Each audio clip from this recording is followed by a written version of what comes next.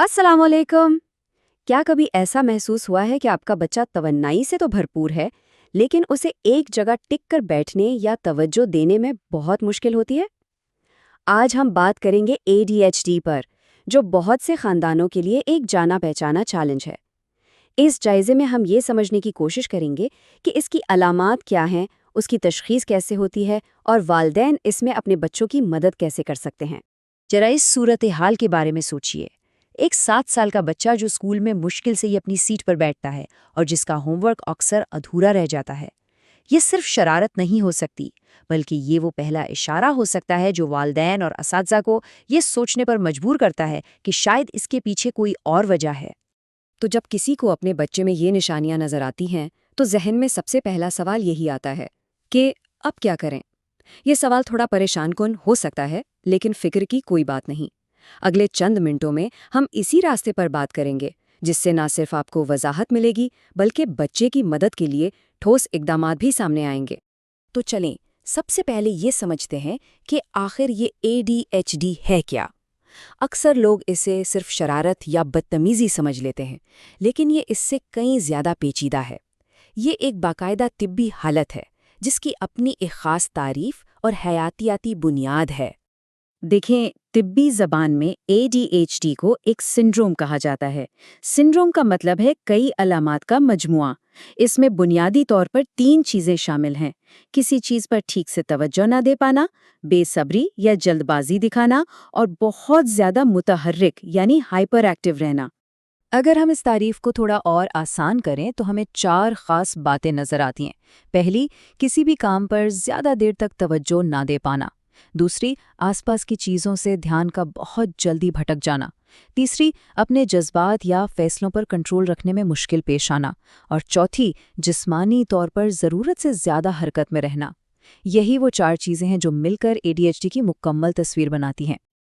आपको ये जानकर शायद हैरानी हो कि ADHD कोई बहुत नायाब चीज़ नहीं है। तहकीक बताती है कि दुनिया भर में तकरीबन 3 से 7% बच्चे इससे मुतासिर होते हैं। इसका मतलब ये हुआ कि हर क्लास में मुमकिना तौर पर 1 या 2 बच्चे ऐसे हो सकते हैं।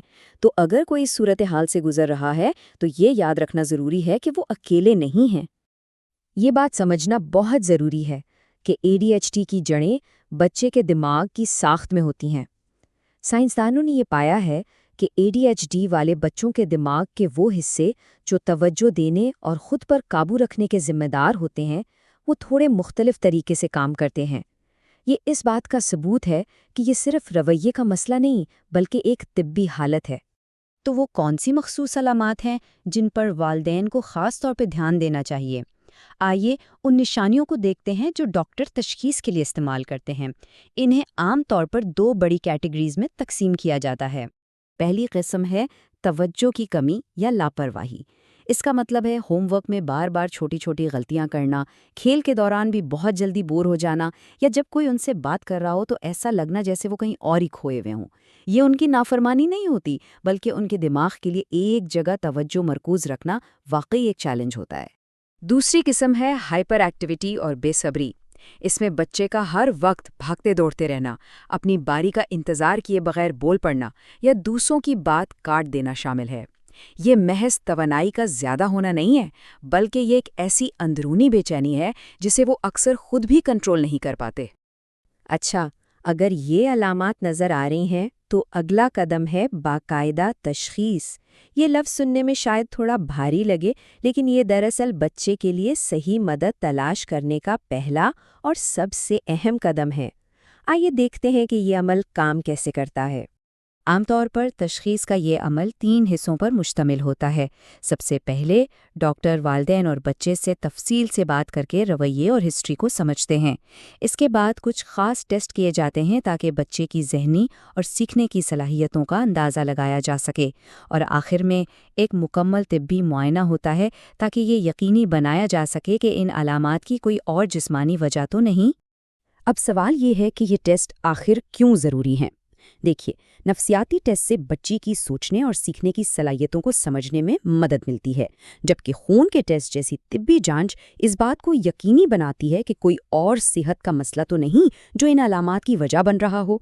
یہ سب ایک مکمل تصویر حاصل کرنے کے لیے بہت ضروری ہے۔ تشخیص کے بعد اصل سفر شروع ہوتا ہے، بچے کی مدد کیسے کی جائے، اور اچھی خبر یہ ہے کہ اس کے لیے اختیارات کی ایک پوری ٹول کٹ موجود ہے۔ یہاں مقصد صرف چیلنجز پر قابو پانا نہیں، بلکہ بچے کی انوکھی صلاحیتوں کو پہچان کر انہیں نکھارنا بھی ہے۔ ADHD کے انتظام کے 2 سب سے اہم ستون ہیں۔ پہلا ہے رویے کا انتظام، یعنی بیہیویئر مینجمنٹ، جس میں ہم بچے کے ماحول کو اس کے لیے آسان بناتے ہیں اور اسے اپنی مشکلات سے نمٹنے کی طریقے سکھاتے ہیں۔ اور دوسرا ستون ہے ادویات، جو دماغ میں کیمیائی توازن کو بہتر بنا کر توجہ مرکوز کرنے میں مدد دیتی ہیں۔ رویے کے انتظام میں والدین اور اساتذہ کا کردار سب سے اہم ہے۔ اس میں اچھے کام پر بچے کی حوصلہ افزائی کرنا، کاؤنسلنگ کے ذریعے اسے اپنے جذبات سمجھنے میں مدد دینا، اور اسکول میں ایک ایسا ماحول بنانا شامل ہے جہاں کم بچے ہوں اور وہ بہتر طریقے سے سیکھ سکیں۔ یہ سب مل کر بچے کی خود اعتمادی کو بہت بڑھاتا ہے۔ جہاں تک ادویات کا تعلق ہے، ڈاکٹر عام طور پر 2 طرح کے اختیارات پر غور کرتے ہیں۔ پہلی قسم اسٹیمولنٹس کہلاتی ہے، جو سننے میں شاید عجیب لگے، مگر یہ دوائیں دماغ کے ان حصوں کو پرسکون اور مرکوز کرنے میں مدد دیتی ہیں جو توجہ کے ذمہ دار ہیں۔ کچھ خاص صورتوں میں دوسری ادویات بھی تجویز کی جا سکتی ہیں، لیکن ہر فیصلہ ہمیشہ ڈاکٹر کی نگرانی میں ہی ہوتا ہے۔ تو یہ دوائیں کام کیسے کرتی ہیں؟ یہ دماغ میں موجود قدرتی کیمیکلز جیسے ڈوپامین کے توازن کو بہتر بناتی ہیں۔